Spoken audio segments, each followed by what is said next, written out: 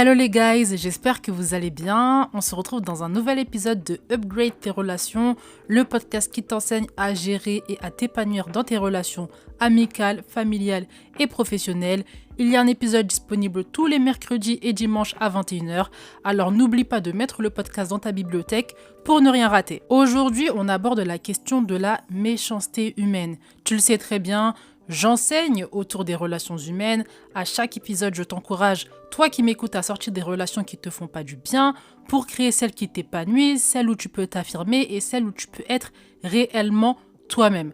On n'est pas fait pour vivre isolé, éloigné de tous, c'est ma conviction. Et si t'écoutes, c'est que c'est ta conviction aussi.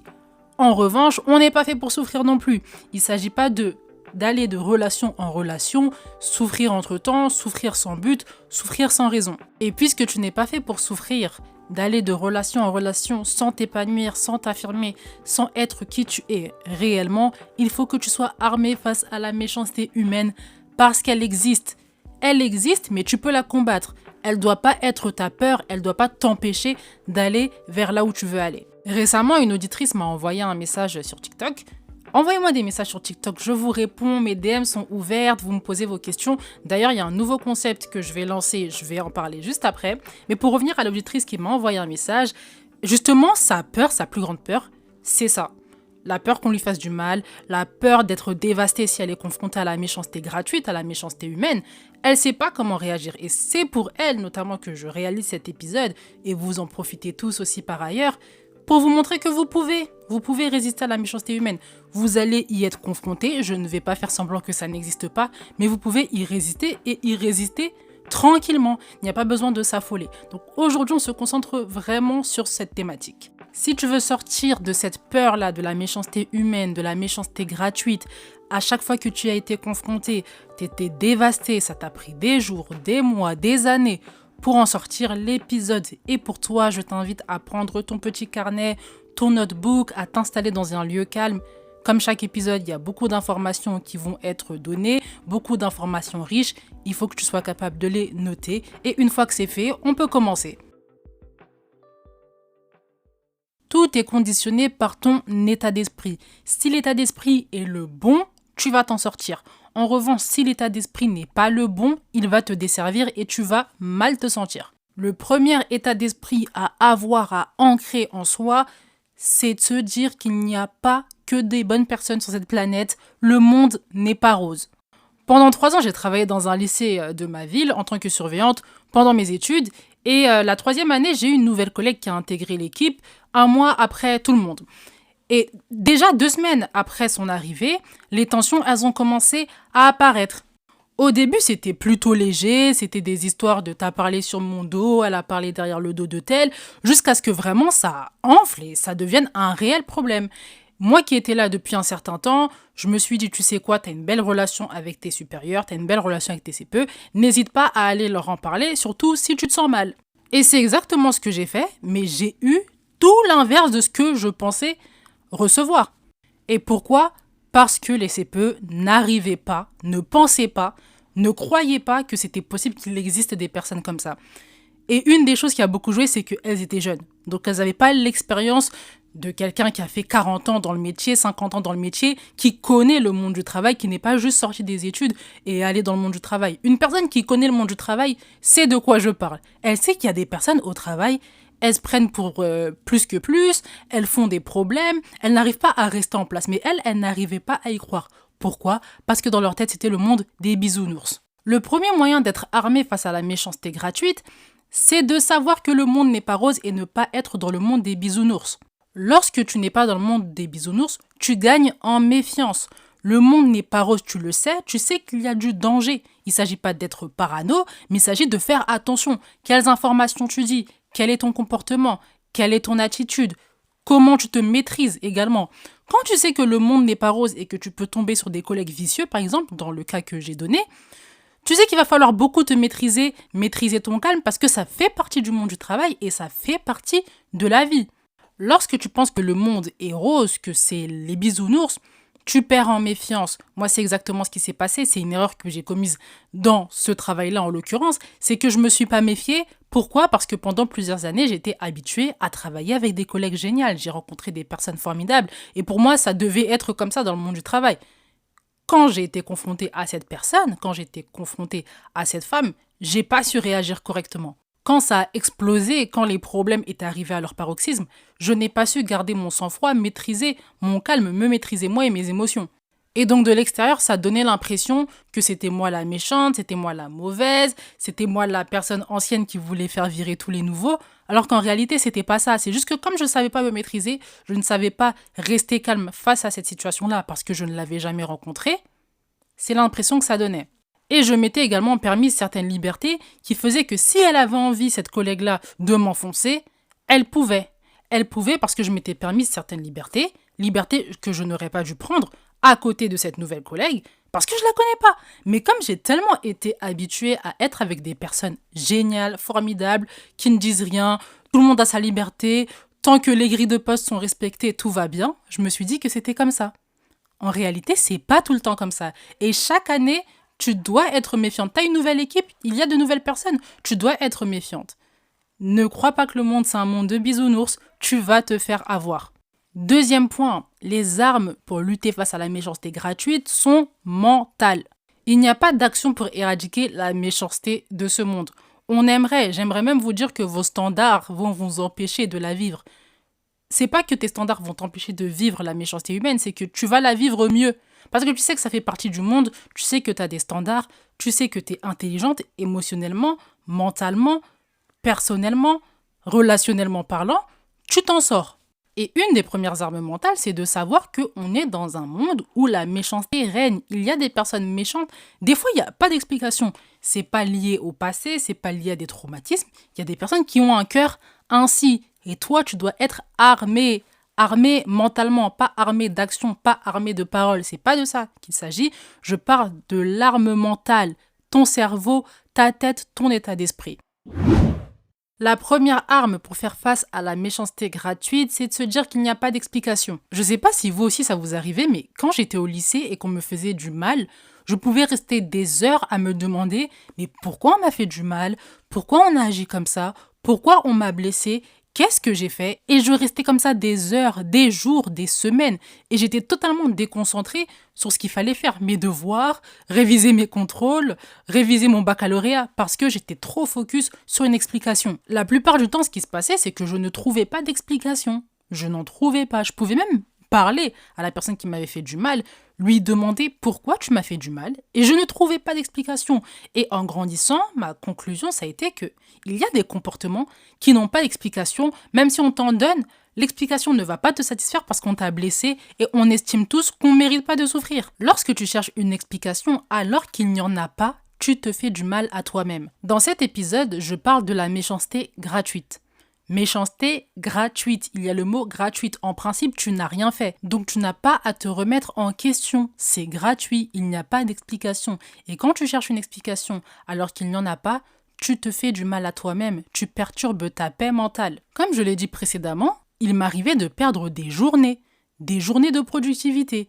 Clairement, je ne travaillais pas, je ne faisais pas mes devoirs, tellement mentalement ça bouillonnait et je voulais savoir absolument pourquoi on m'a fait du mal. Mais qu'est-ce que j'ai fait pour qu'on me fasse du mal?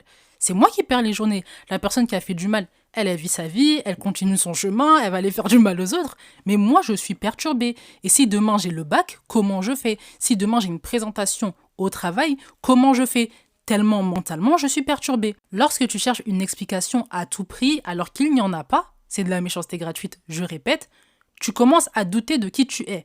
Tu doutes de tes agissements, tu doutes de ton caractère, tu doutes de ta personnalité, tu doutes de qui tu es. Ce point parle beaucoup aux personnes qui font beaucoup d'introspection, qui méditent beaucoup sur leur comportement, sur leurs agissements, sur leurs attitudes. Ce qu'il faut retenir, c'est que c'est pas parce que tu es confronté à de la méchanceté, c'est pas parce qu'on te blesse que tu dois changer.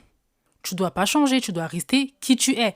Méchanceté gratuite. Vraiment le mot gratuit, retenez ça en tête. Je ne parle pas de la méchanceté que tu as provoquée parce que tu n'as pas tenu un engagement ou autre. Non, je parle de la méchanceté gratuite. Il y a le mot gratuit. Tu n'as pas de responsabilité à proprement parler et il faut que tu le gardes en tête. Tu ne peux pas laisser le comportement d'autres personnes dicter qui tu es. Dicter si oui ou non tu vas garder ta personnalité, si tu vas changer. En plus de ça, tu leur donnes du pouvoir dans le futur. Parce qu'une fois que le comportement méchant a été fait, en principe tu t'es distancé, vous ne vous voyez peut-être plus, mais cette personne, ses agissements ont encore un rôle dans ta vie. Dans ta vie, tu décides encore d'être soumis à ces agissements. Tu vis une vie de réaction. Réaction par rapport à la méchanceté que tu as subie et pas une vie d'action. Une vie d'action, on choisit qui on est, on choisit d'avoir confiance en soi, on choisit d'avoir confiance en ses compétences, en son intelligence, en notre personnalité. Et ça, tu peux le réussir que si tu décides de ne pas être soumise à la méchanceté gratuite, c'est-à-dire ne pas chercher d'explications à tout va, parce que ça perturbe ta paix, mais également parce que ça te fait douter de toi. La deuxième arme pour faire face à la méchanceté gratuite, c'est de vivre ses émotions. Si tu écoutes mon podcast souvent, tu sais que je parle tout le temps de ça. Vivre tes émotions te permet de mieux rebondir quand on a été méchant avec toi. Sur le coup, vivre tes émotions te paraît inutile, tu as l'impression que ça sert à rien et tu te dis que tu es en train de tourner en rond, tu perds du temps, ça te replonge dans les émotions négatives. Pourquoi faire ça? Ton âme est un système, comme les systèmes électroniques par exemple. Quand tu laisses traîner des fichiers sur ton ordinateur, tu ne supprimes pas les fichiers inutiles, tu ne supprimes pas les fichiers qui prennent de la place. Qu'est-ce qu'il se passe?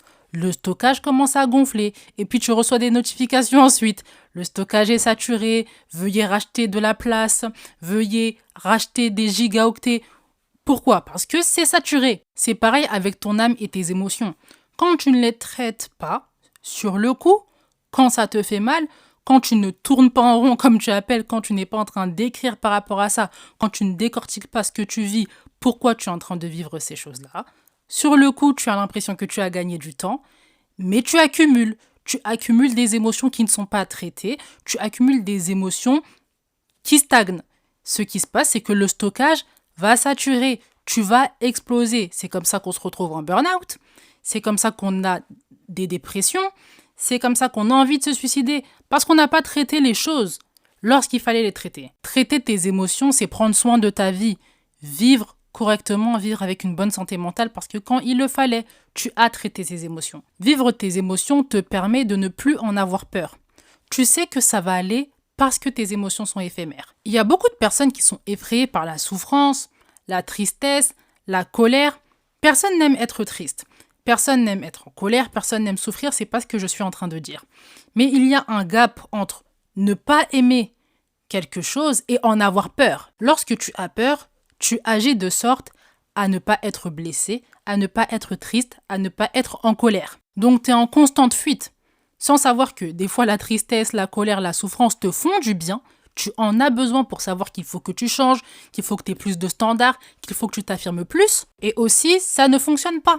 Ça ne fonctionne pas, tu vas forcément être un jour triste, en colère, souffrir. Ça fait partie de la vie. Quand tu acceptes de prendre des risques, quand tu acceptes d'être qui tu es réellement, même si on va te rejeter, même si les gens ne sont pas habitués autour de toi, même si on te fait du mal, tu sais que la tristesse, la colère, la souffrance, ça passe, c'est quelque chose d'éphémère. Tu dois te familiariser avec la tristesse, la colère, la souffrance. Tu vas être habitué. Tu vas savoir que ça passe et pendant ces moments-là, tu ne vas plus être paralysé. Tu vas quand même vivre ta vie car tu sais que ça passe. Tu sais que c'est éphémère. Tu sais que rien n'est éternel. Rien n'est figé. Si aujourd'hui tu es en colère, dans 2 jours tu seras en joie. Dans 2 jours tu seras en paix. C'est des moments un peu de couac et tout qui font pas du bien, c'est vrai. Mais quand tu es habitué, entre guillemets, à ça, que tu le vis pas mal, tu n'es pas dévasté, tu t'en sors beaucoup mieux. Maintenant, est-ce que parce que j'ai dit ça, tu vas aller commencer à te scarifier, à faire des choses que tu n'as jamais fait, qui ne te ressemblent pas pour être confronté à de la tristesse, de la colère, de la déception? Évidemment que non. Mais sache que ça va arriver. Tu vas forcément y être confronté et dans ces moments-là, il ne faudra pas fuir. Regarde un peu ta vie, combien de fois tu as été triste, combien de fois tu as été déçu en amitié, combien de fois tu t'es séparé en amour, tu pensais que tu n'allais jamais réussir. Aujourd'hui, on est 2 ans, 3 ans, 4 ans, 10 ans après, comment tu te sens?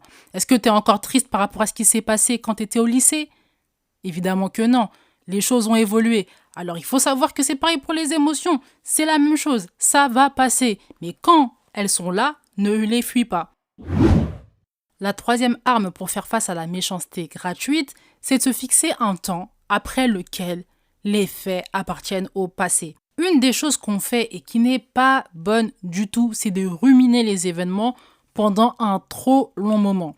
Je pense que c'est important de le faire pour vivre ses émotions justement, exprimer sa frustration, c'est très bien. Par exemple, quand tu écris dans ton journal, c'est ce que tu fais. Mais il faut se fixer un temps à partir duquel les faits appartiennent au passé. On décide de ne plus en parler, on décide de ne plus être frustré quand on évoque les faits. Ça t'évite dans un premier temps de replonger dans les émotions négatives. Lorsque tu rumines les événements avec les émotions qui y sont associées. Peur, tristesse, amertume, frustration. Tes émotions te braquent et te ralentissent dans ce que tu dois faire. Moi, comme je vous l'ai dit, au lycée, je pouvais ruminer une situation pendant des mois. Et pendant des mois, tu es déconcentré. Pendant des mois, tu n'arrives pas à réviser quand il le faut. Pendant des mois, tu n'arrives pas à travailler. Pourquoi ? Parce que, énergiquement parlant, tu es prise par ce qui s'est passé. Tu revis les choses avec les émotions. Émotions négatives, ça prend beaucoup d'énergie. Ça prend beaucoup d'énergie et tu ne peux rien faire. Tu ne peux pas changer le passé. Tu ne peux pas changer une personne, tu ne peux pas changer sa façon de penser, sa façon de voir les choses et son comportement. Alors il faut se fixer une date limite, une date précise où tu te dis, à partir de cette date-là, je ne parle plus de ça. Quand on me demande d'évoquer les faits, je survole, j'en parle rapidement et je n'y associe pas des émotions négatives, amertume, tristesse, peur. C'est hors de question. La deuxième raison pour laquelle tu dois décider que les faits appartiennent au passé à une certaine date, c'est pour reprendre le contrôle de ta vie. Tu ne subis plus la méchanceté, tu l'affrontes. Tu lui montres qu'elle ne te paralyse pas, que tu peux quand même avancer même si elle se manifeste dans ta vie. Ta paix n'est pas perturbée plus que ça. Spirituellement, ça va. Tu avances quand même. C'est une manière de montrer à l'univers, à Dieu, que tu avances quand même si les gens sont mauvais avec toi, même si tu es confronté à de la méchanceté gratuite. Et tu vas voir qu'elle va s'amuser à revenir un petit peu la méchanceté gratuite, ça fait partie de la vie, mais tu vas tellement l'affronter de mieux en mieux qu'elle ne va rien te faire. Tu vas être immunisé face à ça. La réponse à la méchanceté conditionne beaucoup ton état d'esprit, ta santé mentale ensuite.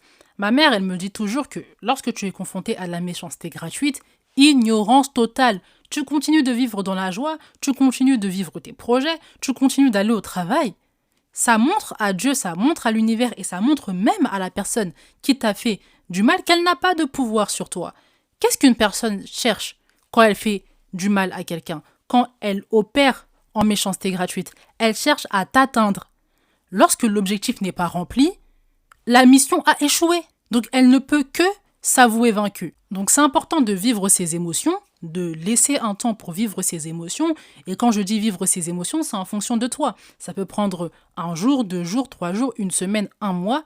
Mais à partir du moment où tu décides que ça appartient au passé, tu vis ta best life, tu continues de vivre comme si rien ne s'était passé. Tu dois reprendre le contrôle de ta vie et ne pas être soumise à la méchanceté gratuite. Je t'invite à mettre les étoiles si l'épisode te plaît et à commenter sur Spotify. Quelle a été la dernière fois où tu as été confronté à de la méchanceté gratuite et comment tu as réagi? L'espace commentaire est ouvert sur Spotify. N'hésite pas à mettre un petit commentaire et on peut repartir à ce qu'on disait. La 4e arme pour faire face à la méchanceté gratuite, c'est de ne pas répondre par de la méchanceté. Lorsque tu décides de ne pas répondre avec de la méchanceté, tu choisis de ne pas vivre selon les standards de la méchanceté. La méchanceté, c'est un colonisateur, c'est un colon. La méchanceté veut que tu opères comme elle. Elle veut que tu opères selon ses valeurs. Toi, tu ne tombes pas dans ça. Tu ne réponds pas avec la méchanceté. La méchanceté ne rapporte rien de bon. Les personnes méchantes, vous les avez déjà vues heureuses. Heureuses profondément. Je ne parle pas de sourire, d'être dans la joie, de voyager. Est-ce que vous avez déjà vu une personne méchante profondément alignée, profondément heureuse, profondément bien dans sa peau? Moi, j'ai jamais vu. Et j'ai côtoyé des personnes, je suis quelqu'un qui ne juge pas beaucoup, ça veut dire que tu peux faire ta méchanceté. Je peux continuer même de te parler si on est dans le même travail, s'il y a des circonstances qui le commandent. Donc je les vois, je vois leur vie, je vois comment elles se sentent par rapport à elles, je vois leurs problématiques, ça ne me donne même pas envie. La méchanceté déteint sur toi. C'est un cercle vicieux. Tu vas y entrer, tu vas vouloir faire de plus en plus de mal et ton réflexe à chaque fois qu'on te fait du mal, même si la personne en face n'avait pas de mauvaises intentions, à chaque fois que tu te sens blessé, ça va être de répondre avec de la méchanceté. Lorsque tu es confronté à de la méchanceté gratuite, ne réponds surtout pas avec de la méchanceté. C'est comme si tu te soumettais à cette valeur. Tu te soumets à ce qu'elle te commande. Je suis confronté à de la méchanceté, ok, ben moi aussi je vais être méchant. Tu réagis, en fait. Tu es en réaction tout le temps. Tu ne réponds pas. Répondre et réagir, c'est pas la même chose. Réagir, c'est être soumis à ses émotions. Je suis blessé, on a été méchant avec moi, ok, ben moi aussi je vais être méchante. Tu réfléchis pas.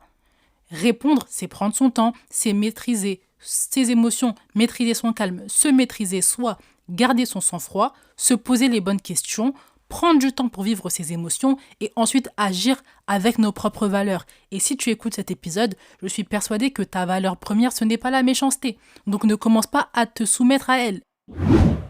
Et enfin, la 5e arme pour faire face à la méchanceté gratuite, c'est de se rappeler le bon état d'esprit. Le bon état d'esprit, c'est de se dire que oui, la méchanceté gratuite existe, oui, la méchanceté humaine fait partie de ce monde, mais il y a de belles personnes, il y a des personnes intègres, loyales, qui vont me faire du bien et qui vont permettre que je m'épanouisse. C'est essentiel de se rappeler le bon état d'esprit, toujours dans cette idée de ne pas être soumise à la méchanceté. La méchanceté veut t'isoler, la méchanceté veut que tu aies peur, la méchanceté veut que tu sois seul. Et dans cet épisode, dans ce podcast, je le répète tout le temps, nous ne sommes pas faits pour vivre isolés, nous sommes faits pour avoir de bonnes relations sociales, de bonnes relations humaines. C'est pour ça que ce podcast existe. Ce podcast existe pour ne pas être isolé, mais également ne pas être dans des relations où on souffre. Parce que c'est souvent ça le dilemme. On est isolé ou on est dans des relations dans lesquelles on souffre. Et comme on a souffert dans des relations, on décide de s'isoler. Alors que ce n'est pas la solution. La solution, c'est d'être dans des relations qui nous font du bien, où on est nous-mêmes, où on peut s'épanouir. Lorsque tu succombes pas à la méchanceté, tu ne succombes pas à elle et tu ne succombes pas à ses objectifs. Les valeurs ont des objectifs. Une personne a des objectifs quand elle agit. Tu ne dois pas succomber, tu dois garder le contrôle sur ta propre vie, tu dois faire passer tes objectifs avant. Tes objectifs, quels sont-ils ? Avoir de meilleures relations sociales, m'améliorer, avoir de plus en plus confiance en moi, pouvoir m'affirmer et être dans un environnement où je m'épanouis, où je peux être de plus en plus moi, où je peux kiffer ma vie, être dans la paix. C'est ça tes objectifs. Ne laisse pas la méchanceté gratuite, ne laisse pas la méchanceté de certaines personnes que tu as rencontrées te faire oublier tout ce que tu as envie d'avoir sur cette terre. Et c'était la 5e arme que tu dois utiliser pour faire face à la méchanceté gratuite. Tu dois te rappeler le bon état d'esprit.